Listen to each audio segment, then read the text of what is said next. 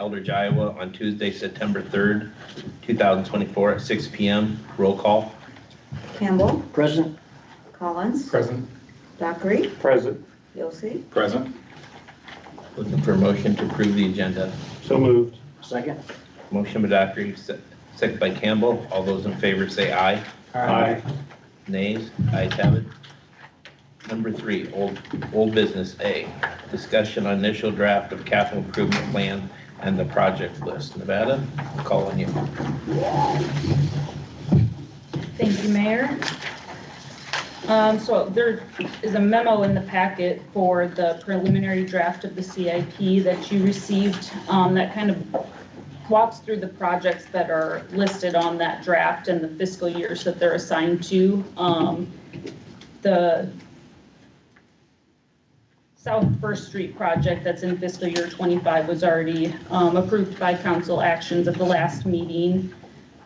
The rest of the remaining fiscal years have identified projects, and so at this point, with us bidding that First Street project this year for next year's construction season, we want to move forward with getting a capital improvement project plan in place so that we can look at bidding those projects in the fall prior to the construction year that we're planning on those being completed, as well as looking at the projects that are going to need funding opportunities for grants and different funding mechanisms so that we can plan ahead for those as well and assign those out to the appropriate fiscal years.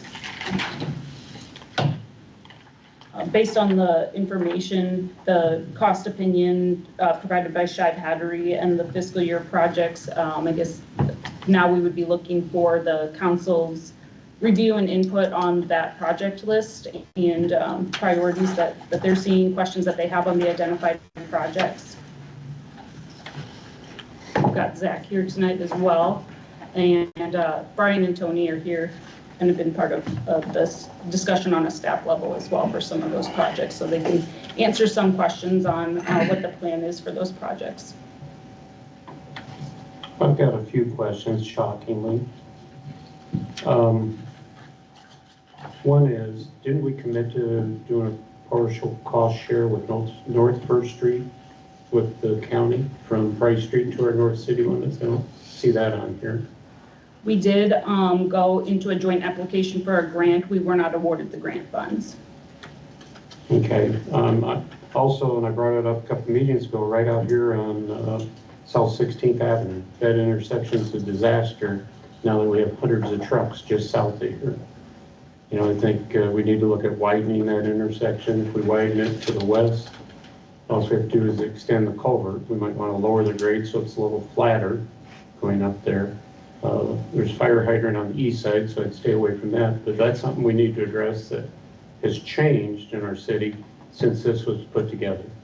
I mean, this is just a working document. Just because it's on here doesn't mean we have to do it. Other priorities come up. So I think we need to take a look at South 16th Avenue, you know, fairly quick. I was on LeClaire Road, a semi was turning southbound, one was coming out, heading north. It stops traffic on LeClaire Road.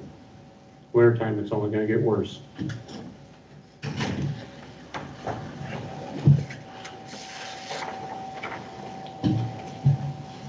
I also said we need to look at East LeClaire Road. I know that was in the study, but they're writing on that from 16th Avenue to Scott Park Road.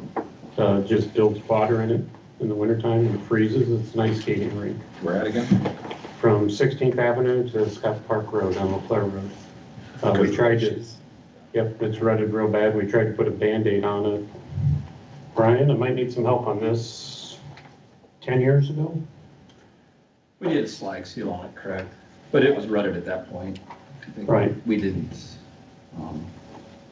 I think we tried like a slurry seal, we were gonna do something like that, but they said the ruts were too deep. But you're right, I think when Nevada and Tony and I met with the county, unless you want to speak, they are bidding out their East LeClaire Road section. And that was part of our discussion with them, to try to maybe bid ours at the same time. And like I said, this is a document that we haven't even included everything we've looked at that was bad on this. And you're right, it's a working document. So we just wanted to start over. We haven't had one probably since John left. I think we ran out of our CIP plan. So we're just trying to get it, going again. And to your point, you're right, there's a lot of things, that's why we're talking about it, that Right. could be added or taken off. Why And I not? think Tony and our perspective is we just want to try to get something in the works so we're not patching or doing work to certain streets that we're just going to come back and tear out, 3 years later. But, Right, and I appreciate that. Yeah. I'm not saying necessarily things should be taken off because you guys saw an issue with them long-term. I'm just saying there could be some things that need to be added that have more of a priority than what's listed currently. Yeah. And I think we agree, and that's why we wanted to come tonight. Right, Tony? Yeah, the things on the list are just things that Greg had given us cost opinions on when he was still the city engineer. And there are, like you said, there's additional things that we need to get cost opinions on and add and slot into different spots and kind of make at least a 5-year plan so we know kind of accordingly how we should take care of the streets, which ones we should dedicate more internal services to, and which ones we know are possibly going to be replaced. Right, but even that will be a working document. Absolutely. Could change, depends on priorities, or if we end up with a failure somewhere. Correct. I just don't want new council members to think, because it's on the list, we've committed to this. There is a need, otherwise they wouldn't have put it on the list. But there could be some things more important, and with the funds available, we're gonna have to be, South First Street's $1.3 million. I mean, do we want to unload all of our road use funds on one project? Or the majority on one project? How extensive is your list, Brian? I mean, from what we see here, is it double that, triple that? Do you guys recall the original list? I would say for most of that it was double, right? I mean, it's Right, probably not even double. double, right, yeah. I guess I'd like to see a complete list, and even if it's obviously categorized by, the need for it, it'd be nice to see an entire list. That way we kind of know what we're working with too. And I think maybe what we've done, as you well know, I think Brian, in the past, you guys gave us your input too. So we could add all what you guys think should be added to the list, Try not to get crazy, but I think we did that for the community center, we did it for parks, we did it for other departments too. So we could easily do that, right? Yeah, we're kind of at the point now where we're asking for your input. What do you want to see added on to it in addition to things we've kind of identified? And what things do you want Shiv to give us some general cost opinions on so we can plug these in here as well? Yeah, and it might be a choice where we do 2 or 3 smaller projects instead of one big project, depending on the status of everything at that given time. When was the last time we did some work on our Fellers? Has it been quite a while? Since I've been here, I would say. I can't remember us doing, we reseal colored it a couple times. It's bad. It's bad. Well, we did put in some pump drains and some of those down there. If I remember right, to get the water away from the street. We did that on Lowmore Street. Correct.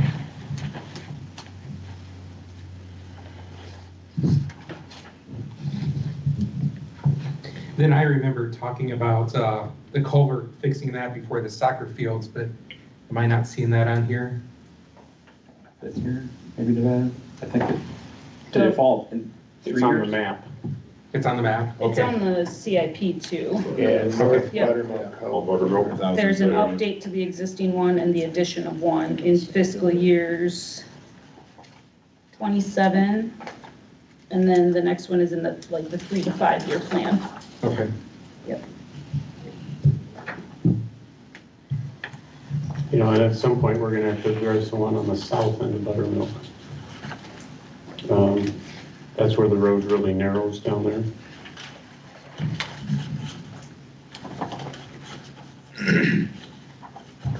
Because I believe both of these that are in here are in between Lincoln Road and Leclerc Road. I stand. The one is north of Lincoln Road, correct? Just south of the soccer fields? Yeah. And then the other ones that we're referencing on that list would be North Buttermilk.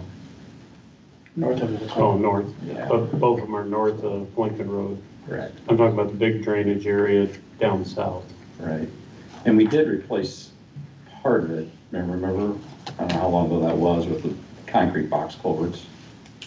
And then there's one up by the sewer plant entrance that we replaced coming out of Elmer Green Park that's also been updated.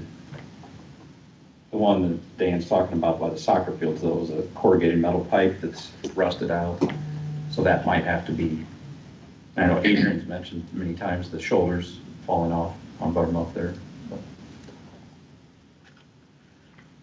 The North Buttermilk one's a concrete culvert, which I would say is not as bad. It's just the joints are separating.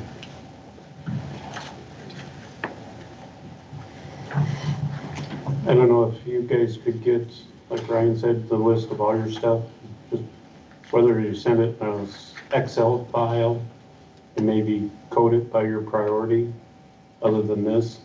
And then we can come through. One thing as council, we gotta figure out how much money we do have to spend. You know, if it's something major, because of the way the system works now, we may have to go out for a bond.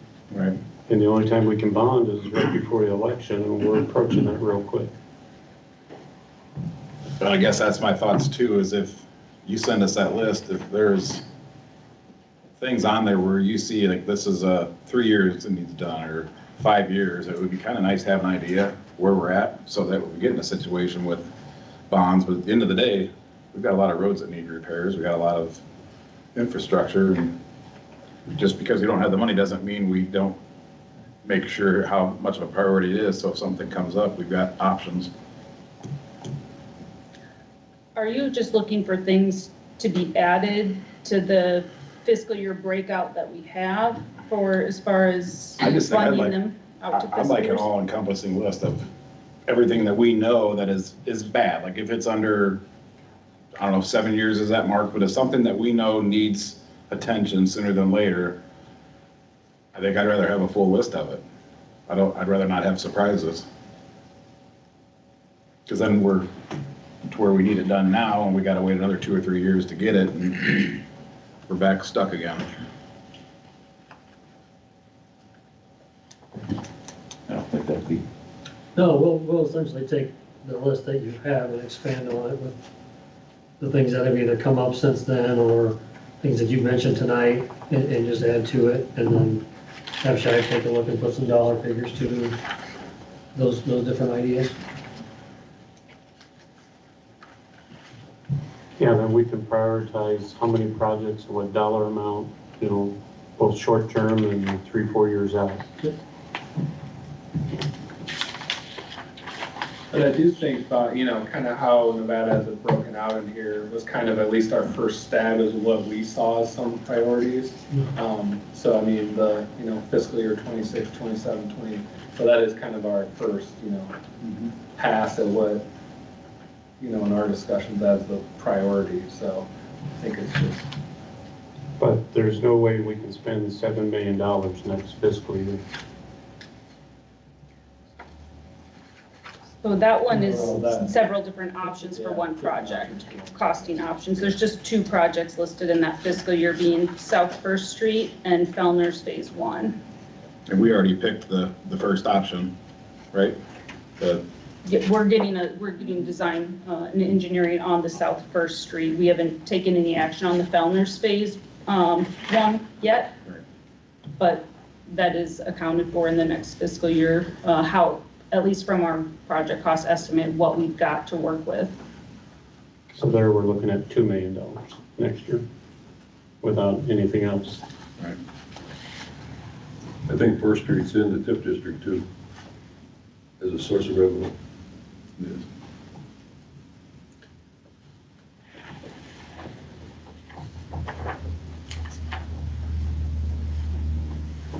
And this we have is misleading because it looks like we want to do all those things in a year. correct. So if you guys could really prioritize what you're seeing and give us a little time to digest all that information, but because I'm not opposed to doing 3 or 4 smaller projects for the price of a bigger one, if the bigger one can hold on till we can find another funding stream for it.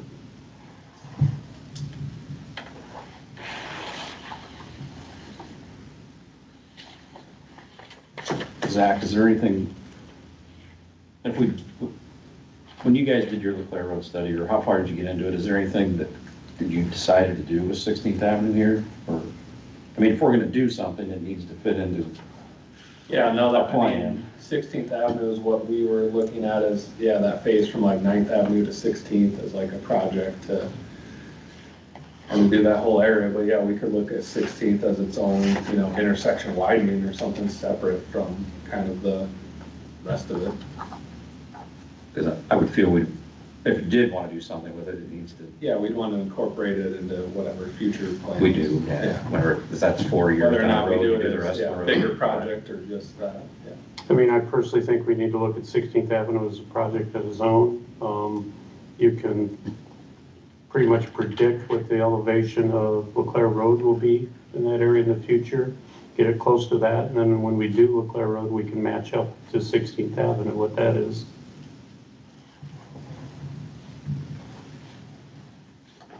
So a roundabout, is that what you're calling?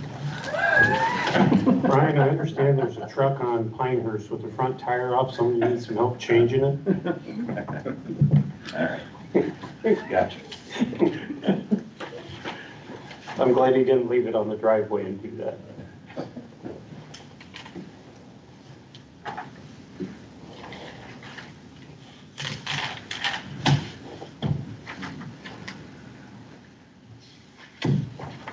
Adrian, you have any questions? I don't, so, Okay. Ryan, I'm good for now. Dan? Good. Good. Brian? Good. Okay. Letter B, the Leclerc Road Corridor Study and the 4th Avenue intersection. That I'll call you again. This agenda item was requested to be brought back for discussion, and in addition to that, I've got some costing information that was provided by Shai Pattery regarding the stoplight at the intersection. The previous cost information that we had was from 2019, I believe, with Greg Shatfeld when he was here. It did not include any different changes that would have to be made as far as utilities and things. There were several layouts that were options. They also had the removal of 3 of the midway crossings on Leclerc as part of that cost opinion as well. So there is some room to move a little bit from what that updated project cost would be with today's prices, what they're seeing for this project. So that should be in your packet as well. I think we're at about 536,000. We've got budgeted 400,000 to for the traffic light and the 30,000 that we'll owe as the final payment on the First and Leclerc intersection project. So about 370,000 allocated specifically to the traffic signal.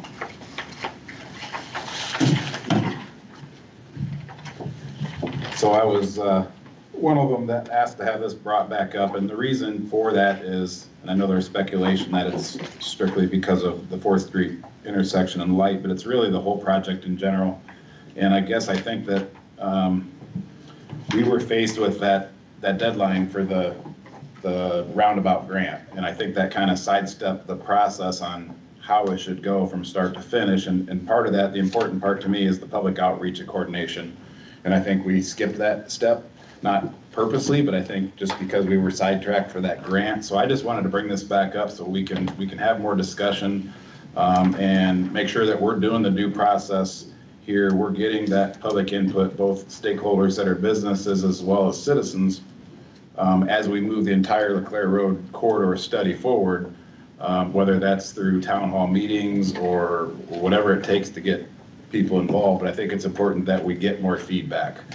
After that last meeting, we voted for the stoplight, since that's the elephant in the corner. I did receive several calls and messages, quite the opposite of what I received prior to the vote. And I said it before, everybody I talked to prior to the vote was 100% against the roundabout. After, it's like complete opposite, it's a 180 turn. Again, either way, I would take either one. And the bottom line is I don't think that we've done that full due diligence with the community, and that's what I'm asking for, is that we make sure going forward we have a plan of attack and how we're going to address the citizens and the community business owners. I'd like to speak to all the business owners from one end of it to the other to get their input. So that's the reason I brought this back up for discussion.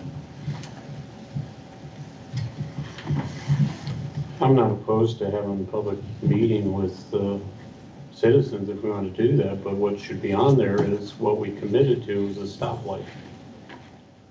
Put that on there, then come out and see if people are adamantly opposed to a stoplight.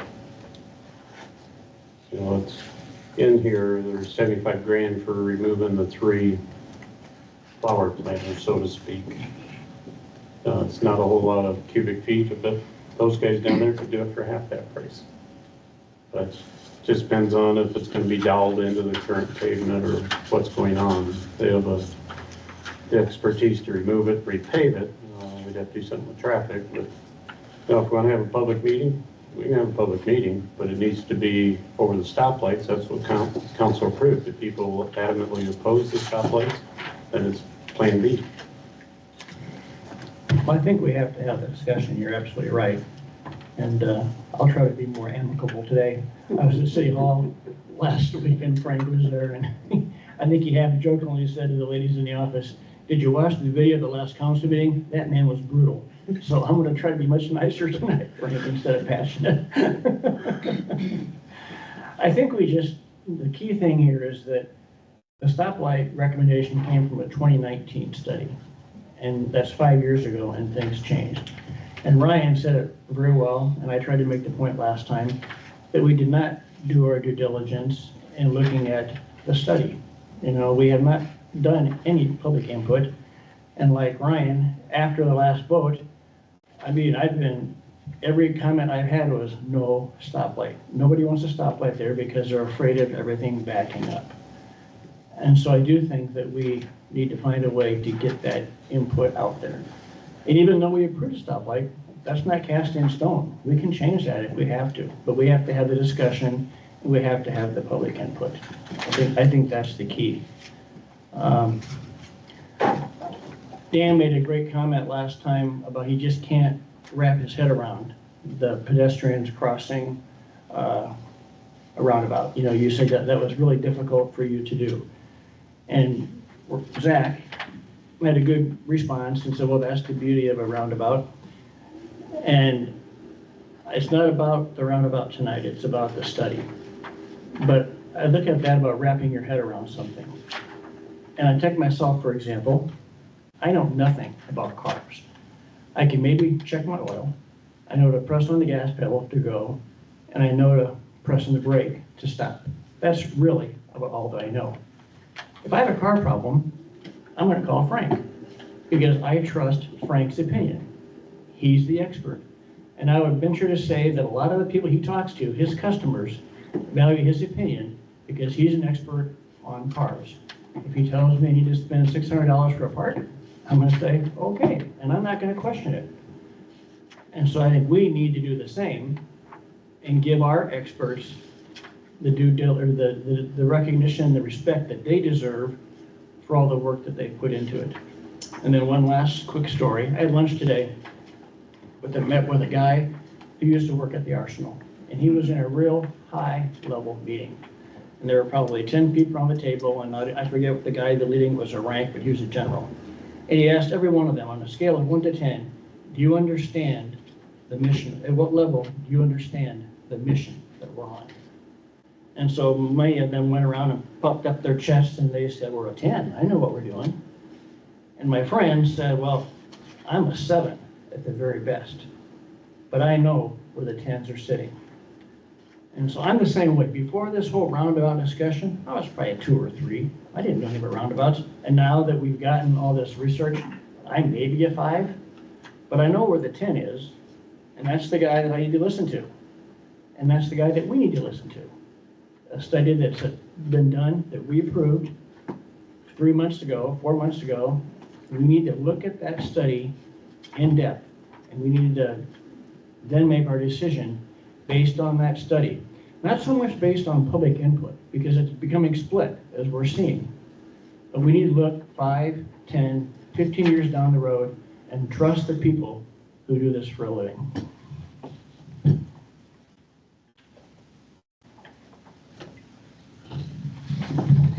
I'm that guy that after the meeting the other night, I got several comments. I wouldn't say more than 10, but several comments. Thank you, Dan, for fighting for us, for not getting that roundabout. That's not what we want in our city.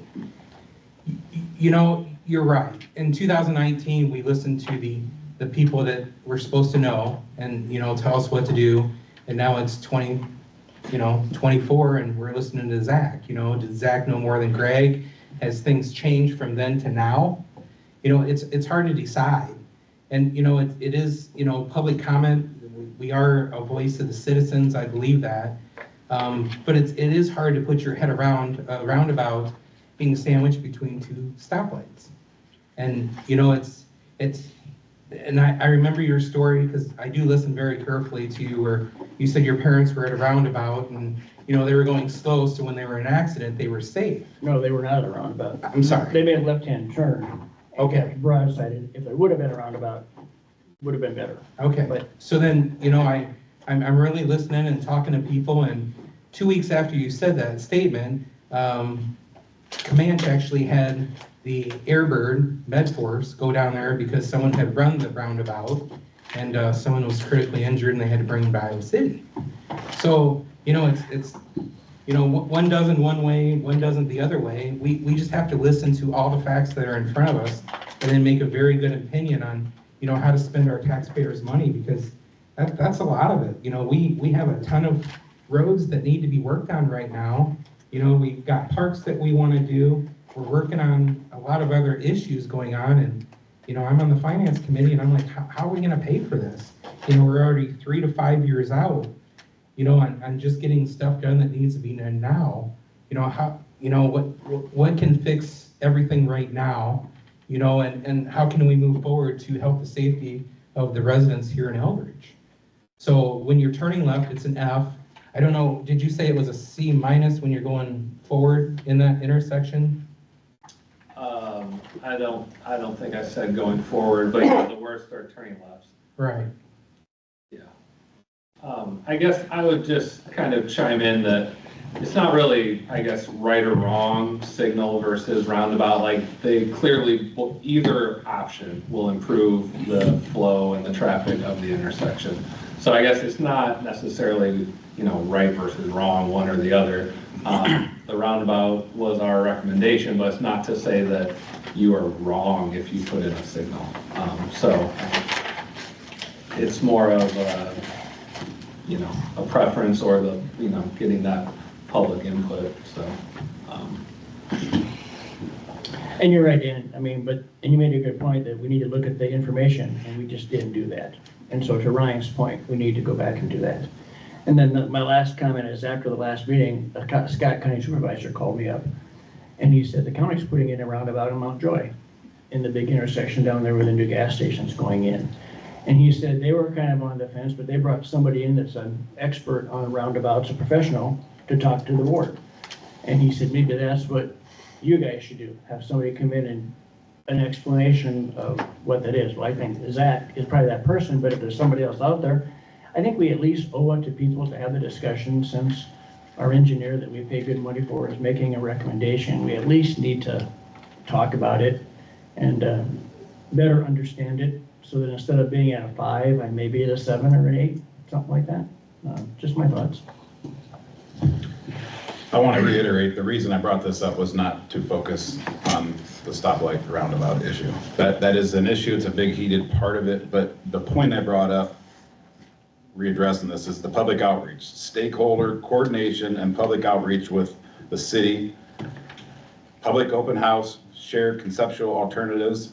This meeting would occur after the preliminary plans have been completed. More design details will be shared and comments will be provided. And then one-on-one meetings, it's anticipated to have 4 meetings with individual property owners and the consultant to address the specific property issues. This is what I'm talking about, is the whole study in general. I don't want to focus and get stuck on the roundabout. If we end up with a stoplight and it makes it better, I think it's better than nothing. But at the end of the day, this whole project, that's what I'm talking about, that we need to slow it down and go through that process so we get those stakeholder inputs. Not to be devil's advocate, but where do we draw that line? Are we gonna do the same thing if we do something out here on 16th Avenue? I mean, at what point do we say, as Dan said, we're elected to represent the people? We make decisions. If they don't like it, they'll vote us out. You know, or do we make public hearings only on the major thoroughfares? But there's gotta be a delineation on when we do it, or if it's a dollar amount, something. And you're right, but again, we paid for the study that said we were gonna have public input, you know, and we outlined that and we've approved that study, you know, so I think that we need to at least do the due diligence. And I agree with Ryan, it's not just about Fourth and LeClaire, it's about the entire thing, but Fourth and LeClaire is part of that. And the input that we've received since the last meeting, I think that needs to be taken into consideration too. And people that stop me and don't want to stop right there, I think that we need to at least need to listen. Yeah, I agree with you 100%, Brian. We couldn't, if we stopped and had public input for every single project we did, we'd never get anything done. I guess I look at the size of this and what it affects our main thoroughfare, Main Street through town. I think that's probably why it's there, rather than not in the smaller projects. So I agree, there has to be a line and what that is. I don't know what it is, but I think this fits for this project. And just one last thing, I mean, talking about, because you talked about the roundabouts and people not wanting them, you got to remember, I don't recall specifically, but if you look at the information that we were given, when projects are started, 75% of the people are against them. You know, they don't like them. But once they get to use them, they most all like them. So sometimes, you know, they don't have the information that we have, and it's just about educating people. And so, and this study, going over this study, I think would be a way to educate people so that they're not afraid of roundabouts. I mean, everybody else is putting, not everybody, but a lot of people are putting them in for a good reason. And I just think we need to be forward thinking 5, 10, 15 years down the road, what's best. And maybe a stoplight is best. But the input I'm hearing is they don't want one there, so just need to have that discussion. I'm open to continue conversation or seeing the possibilities and or getting more public input. As I think I agree with Councilman Dockery here, we do represent the people elected us, and their input is what we bring back. And obviously with Councilman Campbell, more people are supporting that than others, of course. We might pass involvement of the council. Probably Councilman Dockery can concur too. He's been a member longer than I have. I've been on there about 13 years. Any study or any revisions that we have done before, maybe the previous mayor can correct me if I'm wrong, any additions have included past preliminary studies as to what was determined was going to be there.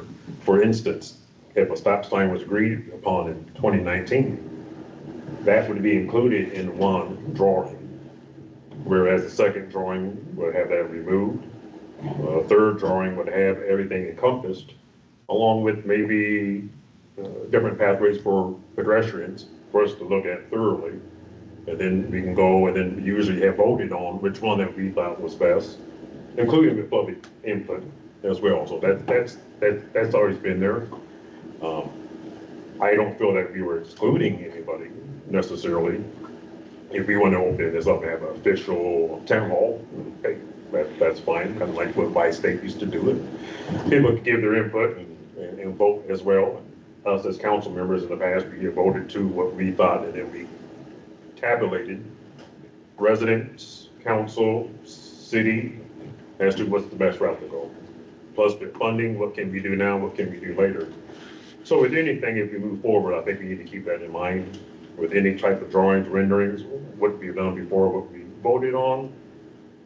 And make sure we have multiple drawings to go by, because what was presented, I think confused some council members.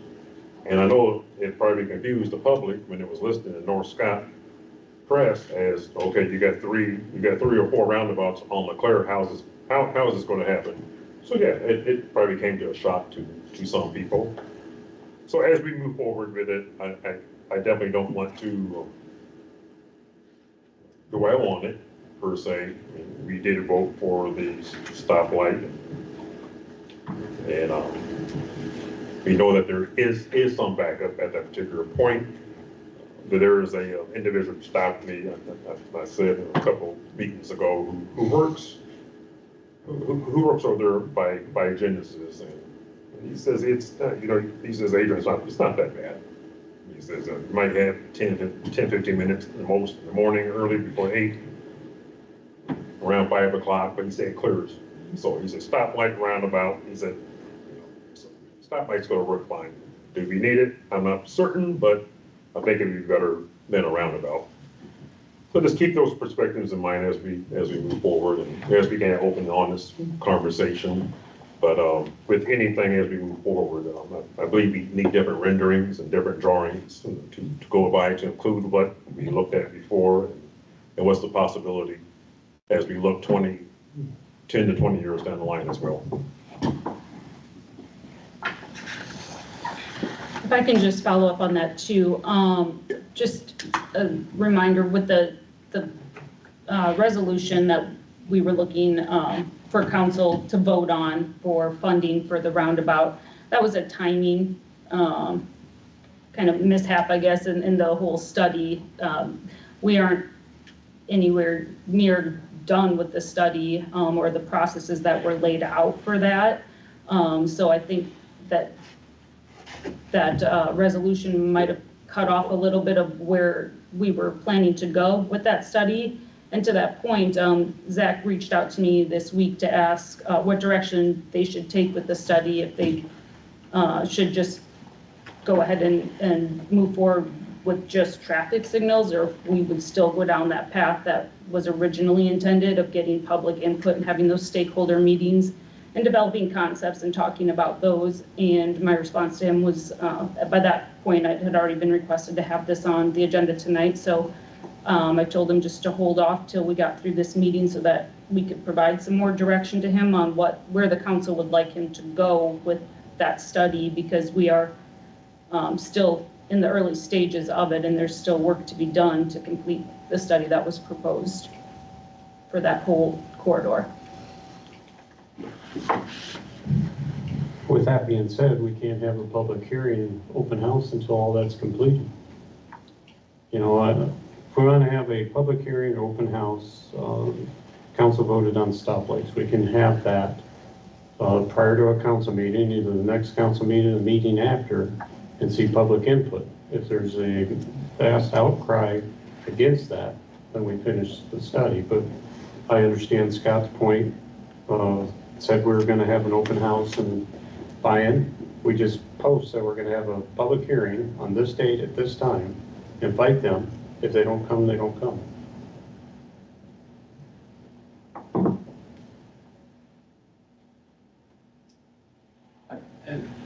I think when it started, the way we looked at it was that from where we left off, all the way from 4th Avenue all the way out, there's so many problems.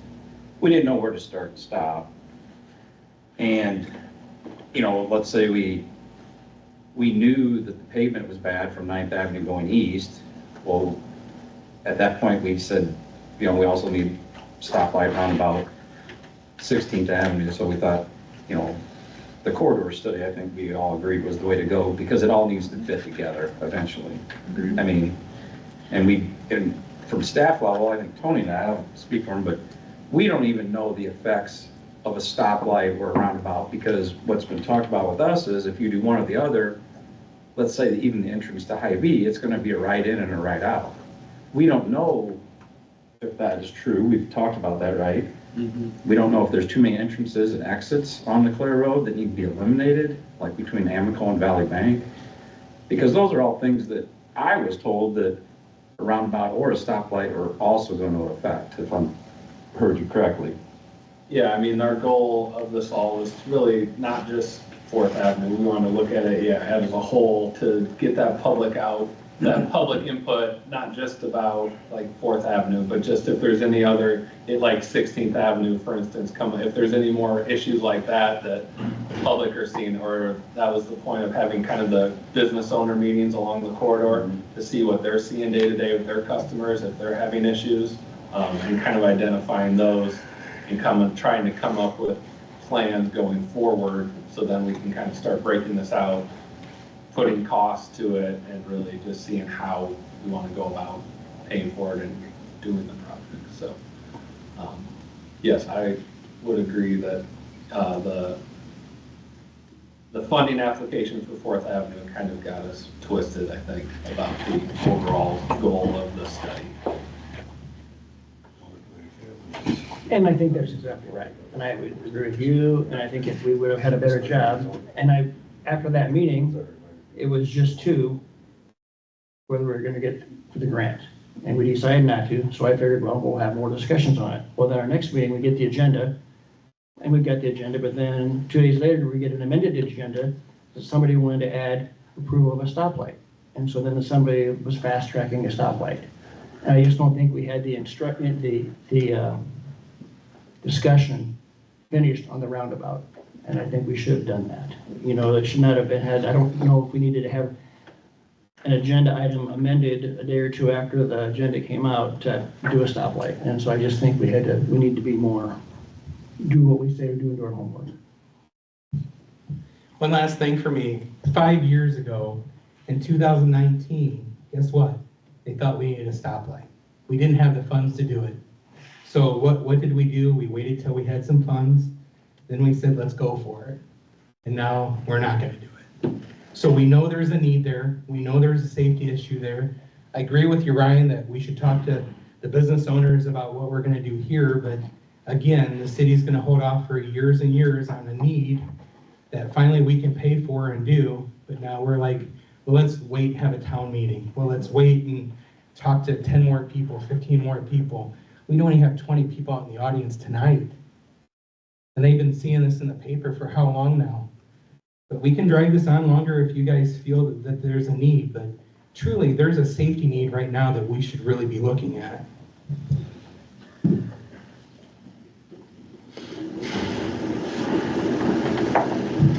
Dan, I don't disagree with you. And we also had our experts out to stoplight or roundabout with both. Make it safer. My opinion is still for the stoplight. I don't know if that'll ever change. I just don't think that's the right place for a roundabout. I've said several times over, I think the more appropriate place for a roundabout is South First Street and Lincoln Road. Hopefully Zach figures that in on the overlay, for that somehow. We stop the asphalt early or something there.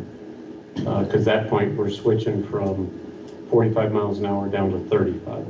LeClaire Road, we're 25 and 35 now.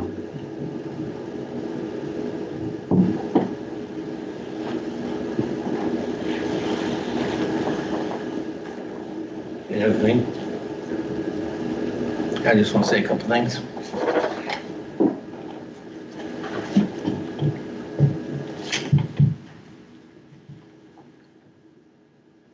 I believe the idea of that plan was more so to go starting at Casey's and go all the way out to Old Scott County Park Road.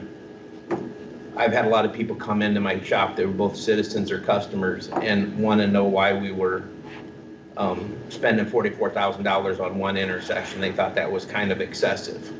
And I had to explain to them that that was for the whole study, not just for an intersection. And I brought that up a couple times last time with you, Zach, but it wasn't reported very well in the North Scott press. There's a lot of people that think we spent $44,000 on the 4th Avenue intersection, and then were disregarding anything that you said for 44,000. One, they thought it was overpriced for an intersection, and two, why aren't you agreeing with them? And I did my best to explain that was for the whole study, and that was misrepresented in the paper. I've talked to several business owners before those meetings, and I think we should invite the citizens and stuff, but I think it's kind of getting distorted on some of what that's for. When LeClaire Road was widened from 2 lanes to 3 lanes, it impacted several businesses along there with temporary roads, and some of the businesses didn't make it through the construction. People didn't realize they had a temporary road. Some of the temporary roads got all rutted and the rock was buried into the mud through the rainy season. And unfortunately, those business owners came out on the short end of the deal and they didn't make it through. So taxpayers, the citizens are taxpayers, but major businesses that are along that area are also taxpayers. And you had one of them come to the last meeting, Amhoff Trucking, with their concern. The hardware store has a concern. The Hy-Vee has a concern because their semis use that intersection. There's another trucking company next to the YMCA that will have to somehow get through there. The co-op's not going anywhere for another 20 years, they said. I talked to the new CEO. So we also should take into consideration of those people as if they were citizens, because they have quite a tax, they pay a lot of taxes for the city that we count on. So I think it's important to listen to what they have to say. But because those other businesses had trouble when the road was widened and some didn't make it, they absolutely, when we do the corridor study, those people starting in Casey's all the way out to Scott County Park Road need to be invited, included. Like, how do you think Lewis Machine Tool would feel if they couldn't get raw materials there to build guns, and they opted to come out of Rock Island and Davenport to come to Eldridge? So we need to consider what the business owners' input is as well, because without their tax base, we wouldn't have a town. Great point. Anything else? Your Honor, like I said, the next council meeting, I wouldn't be opposed to just have a public hearing prior to the meeting on our decision to come up with a stoplight and see if people come in and speak their mind. I think you need to make sure you get the word out some way other than the North Scott Press. If we're gonna talk about that, we need to make sure residents have a way to know about it. Well, I'll add again, just one more time, I did not bring this up just for the stoplight. I'm talking about the whole study. So we can do a meeting, open house before the next council meeting. I'm fine with that, but it still goes to my point that this whole corridor study, like you said, Mayor, we need to get that input from those businesses. That's hugely important, because that affects them, and then that construction's not gonna be done in 12 months. No. So.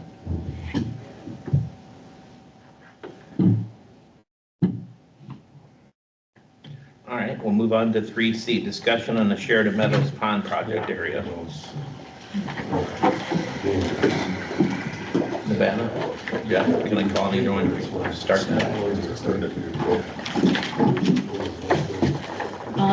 So this was another item that was just requested to put on as a discussion as part of some of these larger project discussions with the Hickory Creek Pond project being considered and looking at doing engineering and design proposals for that.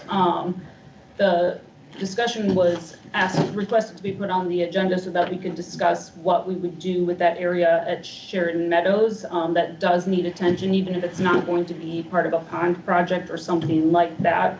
There are still challenges. It's eroding. It's getting close to where our ball diamonds are. We've got some challenges with restrictions on what we can do with that area. And so that was part of a discussion that needed to be had with the whole council to get some input there, so we could communicate that with the park board as well and look at some options on what we might be able to do with that area if it's not going to be looked at for a pond project in the future.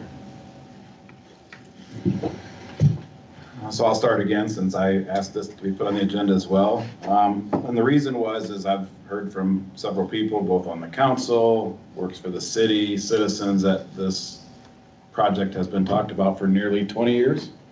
And nothing ultimately has been done about it. And when I see us talking about Hickory Creek, I have some worries that we're going to lose focus again. It's gonna be another item that's just left out in the blind and not addressed. And I've been out there, took a couple trips this weekend, and there's quite a bit of water in there, but it doesn't fix the problem that I was standing in the outfield at that closest ball field, and that water is not too far away.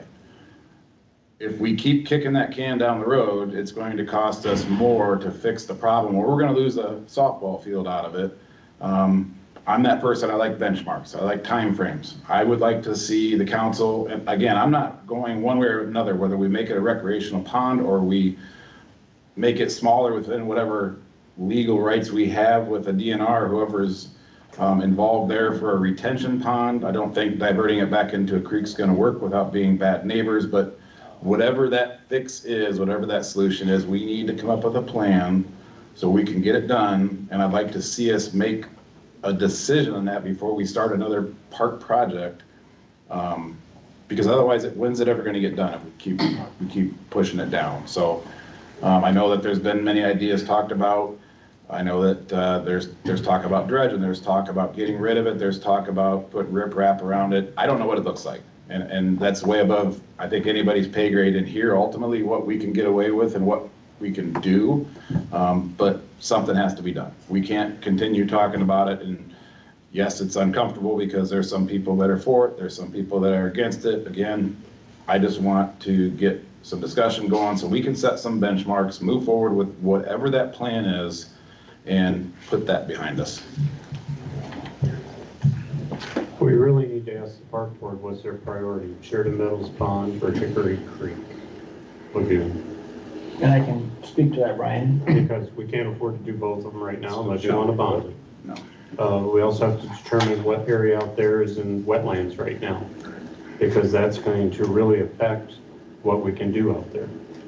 So there's a lot of tangibles, but it could be done. We can't do Hickory Creek and that at the same time, unless we take a vote of the people, because you're going to be talking a few $1 million again.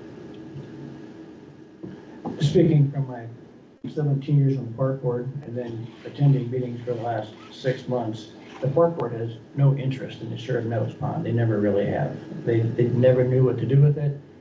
You know, way back when they talked about dredging it, and this has probably been 10, 15 years ago, and it was a really hefty price tag. Okay. And they just, it's never been on their radar. And then now when the Hickory Creek thing came up, that has gotten a lot of enthusiasm, as you can tell when they were at our meeting back in May. I mean, that's where they want to put their resources, and that's why the importance of this study that we're going to talk about in about an hour, you know, at our meeting, why we need to do that to see if that's even a reality. But from the park board's point of view, they want nothing to do with that. They'd rather find a way to get more land out there somehow without to use for the band shell or more pickleball courts or something like that. That would be their standpoint. It'd be possible to dredge along our excavator, go around, get what you can. Not all in one shot, then come back a couple of years once that's dried out or decanted the water off, spread that out, then do it again. You know, you could, hopefully depends on the wetland delineation out there, what kind of plant life and species are out there, if we can even touch it. So that's a whole nother ball of worms.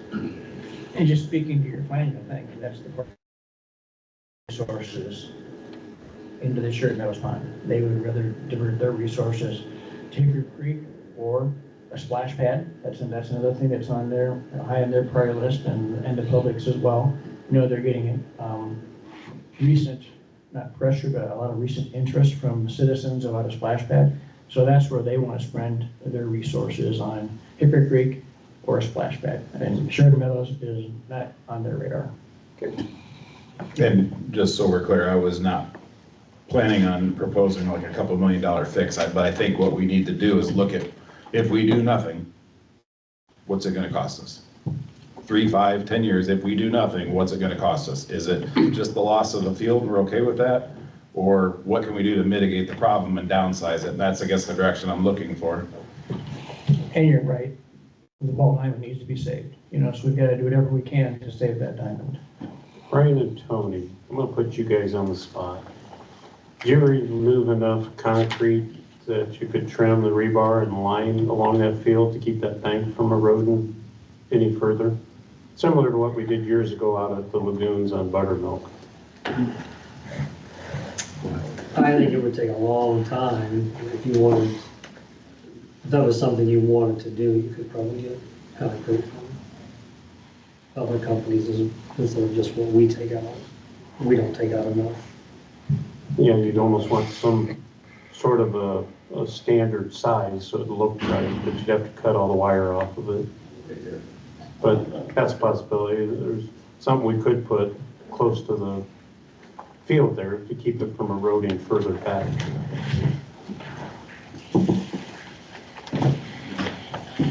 And I think whatever decided to be done, I'm pretty sure that the Army Corps is gonna say that's their jurisdictional wetland, so you're gonna have to permit whatever is decided.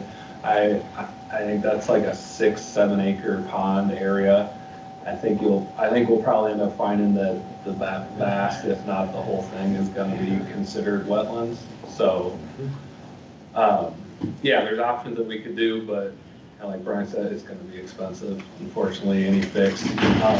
Yeah, we could do like some bank stabilization if we wanted to just do like just in front of the ball field. That'd probably be the cheapest, most immediate option, which like it would have to be permitted, but it's, I mean, something that wouldn't likely be too difficult to do, but there's still a cost to that, you know. I think the more long-term fix would be doing some type of wetland kind of restoration for the whole thing and making it more of a amenity than an eyesore. But again, there's cost implications. Since it's considered a wetland, then with the Corps engineers, there's some pretty decent grants out there for those type of projects out there. Yeah, and then the DNR has grant money out there too for some of their water quality initiatives as well. So yeah, I mean, we could look at that. They don't cover all the costs. So I mean, you're still probably looking at, you know, $500,000 or more of city funds that would have to be put into it to do a real kind of substantial fix. You know, there's types of like vegetated buffers and stuff we could look at too, that would be your ultimate cheapest option of just putting some type of native plants there between the wetland and kind of the mowed area of the park to try to help keep that erosion from happening. But So you don't think that it's probably an option to make that smaller than what it is now, since it's grown over the years, to make it smaller, maybe deeper, more like a retention pond area? I mean, that's possible. If you're getting rid of wetlands, they're gonna make you mitigate them though, which is basically you're buying, you know, you're paying a cost to buy, you know, in a wetland shed somewhere else in the county or wherever that is. So, yeah, you could probably do it to an extent, but it's gonna have a cost. And like the whole returning it to a stream or whatever it was before, just because of the sheer size, it sounds like they probably wouldn't like that very much. We may have a possibility with Hickory Creek, if ultimately we end up doing that, is have that as towards mitigation of Sheridan Meadows. Depends on the volume. That could be an option. You're creating a wetland Yeah, area. 'cause sometimes the Corps has been either wanting 2-to-1 or 3-to-1 in mitigation property. So you make all the big bucks. But that's a possibility that we could possibly pursue. That's a good point.